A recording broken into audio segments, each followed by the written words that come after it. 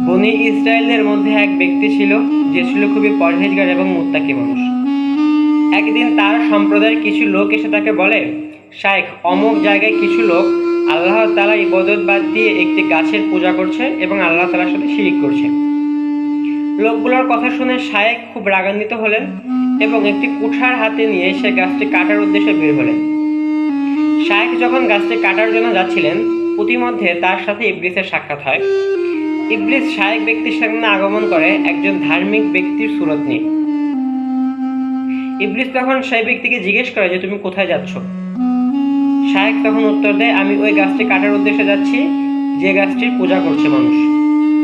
ইবলিস তখন বলল যে আমি তোমাকে ওই গাছটি কাটতে যেতে দিব না। তাদের মধ্যে বাকবিতণ্ডা তৈরি হলো। বাকবিতণ্ডার এক পর্যায়ে ইবলিসের সাথে আবেদ ব্যক্তির লড়াই সৃষ্টি হয়ে গেল। লড়াইয়ের এক পর্যায়ে ইবলিসকে আবেদ ব্যক্তি পরাজিত করে ফেলল। ইবলিস যখন আবেদ ব্যক্তির সাথে শক্তিতে পেরে উঠল না, তখন সে একটা চাল খাটালো। ইবলিস তখন আবেদ ব্যক্তিকে বলল যে আমি তোমাকে একটি প্রস্তাব দিতে চাই যেটা তোমার জন্য কল্যাণকর হবে। আবেদ ব্যক্তি বলল, কি প্রস্তাব? ইবলিস তখন বলল, তুমি তো দরিদ্র মানুষ, তুমি যদি ওই গাছটি কাটা থেকে বিরত থাকো তাহলে আমি তোমাকে প্রতিদিন 2 দিরহাম করে দিব। ইবলিসের এই প্রস্তাবে আবেদ ব্যক্তি রাজি হয়ে গেল এবং গাছটি না কেটে সে বাড়ি চলে আসলো। ইবলিস তার কথা মতো প্রথম দিন তাকে 2 দিরহাম দিল, দ্বিতীয় দিনে তাকে 2 দিরহাম দিল, কিন্তু তৃতীয় দিন ইবলিস ওই আবেদ ব্যক্তিকে আর কোনো দিরহাম দিল না।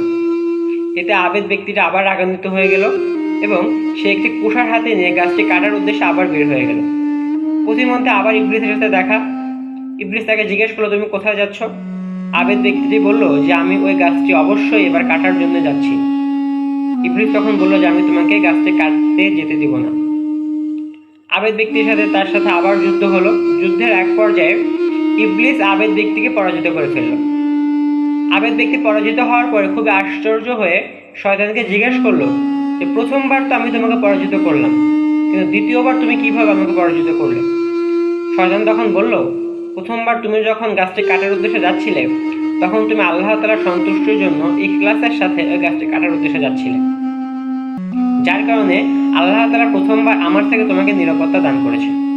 কিন্তু দ্বিতীয়বার তুমি যখন গাছটি কাটার উদ্দেশ্যে যাচ্ছিলে তখন তোমার উদ্দেশ্য ছিল দিরহাম পাওয়া, যার কারণে দ্বিতীয়বার আল্লাহ তাআলা আমার কাছে তোমাকে পরাজিত বরণ করিয়েছে।